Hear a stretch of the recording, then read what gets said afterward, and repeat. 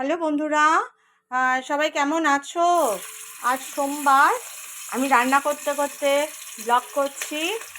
এই দেখো না, মাছ ভাজতে ভাজতে এই যে মাছ ভাজতে ভাজতে ব্লগ করছি। আজকে রাখি পূর্ণিমা।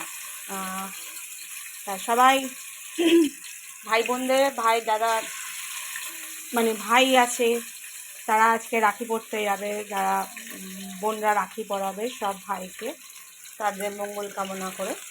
আর রাখি বন্ধনটা শুধু ভাই বোনদের জন্য না, রবীন্দ্রনাথ ঠাকুর কিসের জন্য তৈরি করেছিলেন আশা করি সবাই তোমরা জানো, আমাকে কিছু বলতে হবে না। তা রাখি পূর্ণিমাটা, রাখি বন্ধনটা সবার খুব ভালো কাটুক। সবথেকে বড় কথা হচ্ছে আজকে হচ্ছে সোমবার।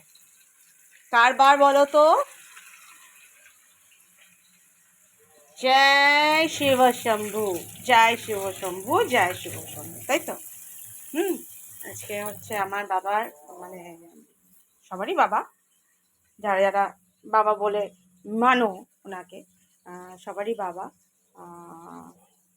আজকে হচ্ছে ভোলে বাবার সোমবার। হ্যাঁ, তাই সবাই তোমরা কেমন আছো? ভালো আছো নিশ্চয়ই। আমিও ভালো আছি। আমি আজকে সকাল সকাল রান্না স্টার্ট করে দিয়েছি। আমার সবসময় দেরি হয় রান্না করতে, আজকে একটু সকাল সকাল রান্না স্টার্ট করে দিয়েছি। হ্যাঁ, আমার ছেলের কথা বলছি। ছেলেকে আজকে আদা খেয়েছে, আদা খাইনি, খেয়েছে একটুখানি, মানে আদাটা ফেলেছে, আদাটা খেয়েছে। ওর শরীরটা ভালো নেই, ঠান্ডা লেগেছে আবার। এই ছেলেটাকে এত তোলা তোলা করে রাখি, তবু ওর যে কি করে ঠান্ডা লাগে আমি না ভেবে পাই না। দেখো, আমরা একটু বলো তো, এত পচা শরীর একটা, কি বলবো, আর কিছু বলার নেই।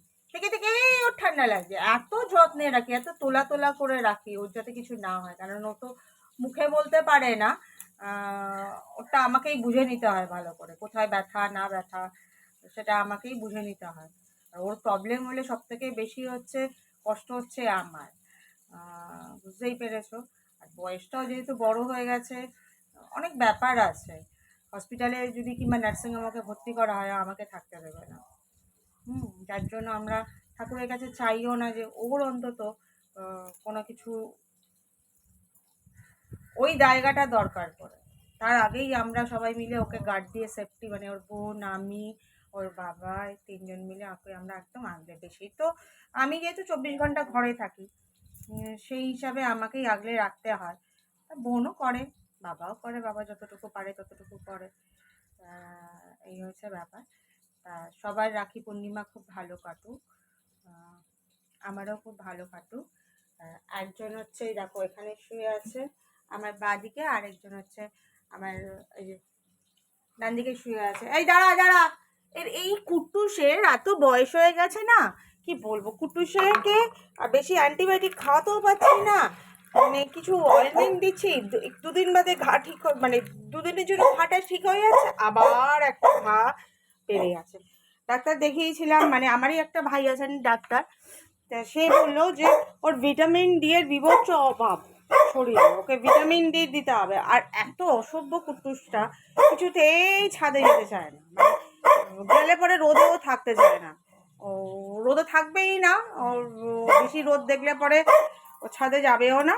আর ছাদে গিয়ে টয়লেটও করবে না, পারলে সিঁড়ির মধ্যে টয়লেট করে রেখে দেবে। ওর রোদ একদম নিতে পারে। কি করি এই কুট্টুসটাকে নিয়ে, তো বয়সও হয়ে গেছে, ভয় পাই খুব, ওকে নিয়ে খুব ভয় পাই। মানে এত একটা বিতিকিচ্ছিরি এর মধ্যে আছি না, মানে একটারে সুস্থ করি আর একটা অসুস্থ হয়, আরেকটারে সুস্থ করি আরেকটা অসুস্থ হয়, এরকম নিয়ে আমাকে চলতে হচ্ছে। এবার সবাই বলবে ঘাড়ে চাপিয়েছিস কেন?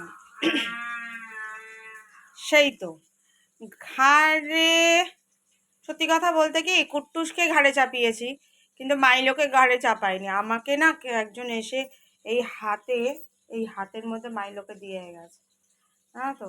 আর আমি না, সত্যি কথা, আমি রাস্তায় তখন ওর ছেড়ে দেওয়ার, দুধের বাচ্চা ছিল, রাস্তায় না আমি ওকে ছেড়ে দিতে পারিনি। তবুও কিন্তু তো রেখেছিলাম যে আমাদের কুট্টুস যদি ওর সাথে আন্ডারস্ট্যান্ডিং না হয়, কুট্টুসের ওর সাথে, তাহলে আমি কারোর কাছে দিয়ে দেবো, রাস্তায় ছাড়বো না, কারোর কাছে দিয়ে দেবো। দেখলাম কুট্টুসও ওকে মেনে নিল, আর ও কুট্টুর সাথে অ্যাডজাস্ট হয়ে গেল, যার জন্য না ওকে পারলাম না ছাড়তে। কি করব বলো? জানি আর কি করব, আমার আর পোড়া কপাল হলে যা হয়। আমার নিজেরই থাকার জায়গা নেই, নিজেরই কিছু করার জায়গা নেই, আর দেখো আমি এইগুলো করে। জানি আমাকে সবাই বলে আরও কয়েকটা পোষ, আরও কিছু, অনেক কিছু কর।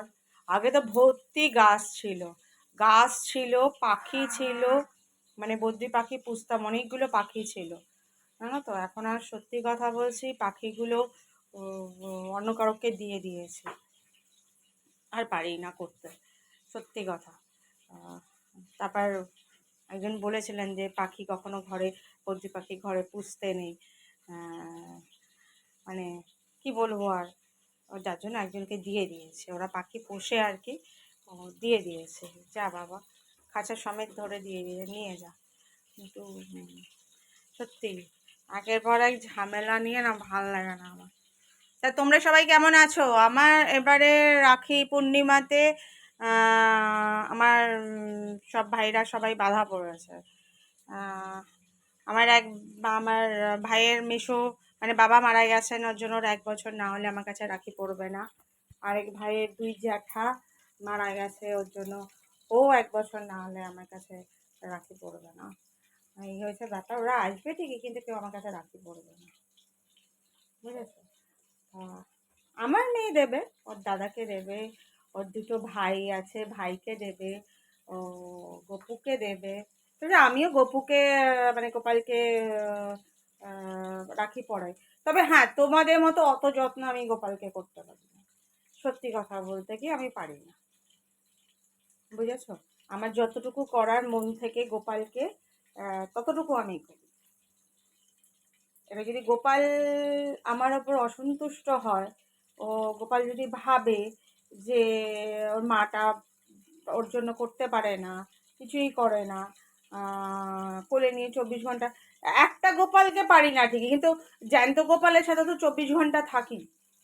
আমার তো মনে হয় ওই আমার গোপুর আরেক রূপ, আমাকে ধরে আটকে রাখে, তোমার তুমি কোথাও যাবে না, তোমার সাথে হুজুদি পানা, তোমার সাথে বদমাশি পানা, তোমার সাথে খুনসুটি, তোমাকে আদর করা, আমার ওই গপুই করে আমার সাথে, সত্যি কথা। তাকে তো যত্ন নিই। জীব সেবা সব থেকে বড় সেবা, তাই না? এটা আমি বলিনি, আমার কোনো কথা না, আমি বলিনি। ওই করতে হয়, গপুকে একটা রাখি পরাবো, আর আমার মেয়ে তো সবাইকেই পরাবে। ওর একটা দাদা আছে, আর 2টো ভাই আছে, একটা কুট্টুস ভাই, একটা মাইলো ভাই। মাইলোর এবছর প্রথমবার রাখি, এবছর না, প্রথমবার না, না দ্বিতীয়বার রাখি, সেকেন্ড রাখি, সেকেন্ড এবার মাইলো। মাইলোকে বলা হচ্ছে কন্টিনিউ, কুট্টুস দাদাকে রাখি পরানো হবে, দাদা ভাইকে রাখি পরানো হবে, তোকে কিন্তু রাখি পরাবো না। মাইলো করে আমার মেয়ের সামনে কাঁদতে শুরু করে দিয়েছে। যাক, আজকে একটু হাড়ির গল্প নিয়েই ব্লগ করলাম, কেমন লাগে সবাই একটু জানিও, আর প্লিজ আমার চ্যানেলটা সাবস্ক্রাইব করো, লাইক করো, কমেন্টস করো, পারলে শেয়ার করো, আর কিছু বলো। সবাই খুব ভালো থেকো, ভগবান সবার খুব মঙ্গল করুক। আজকের দিনে সব ঘোর পূর্ণিমা, সুন্দর একটা চাঁদ, তাই না? অমাবস্যার পরেই পূর্ণিমা আসে, সুন্দর একটা চাঁদ উঠবে রাতের বেলা। তা ওরকম সবার জীবনে আসুক, ওরকম একটা উজ্জ্বল জিনিস। হ্যাঁ, আজ যাই, আবার আসবো, ব্লগ নিয়ে, দেখি। আজ যাই, সবাই খুব সাবধানে থেকো, টাটা।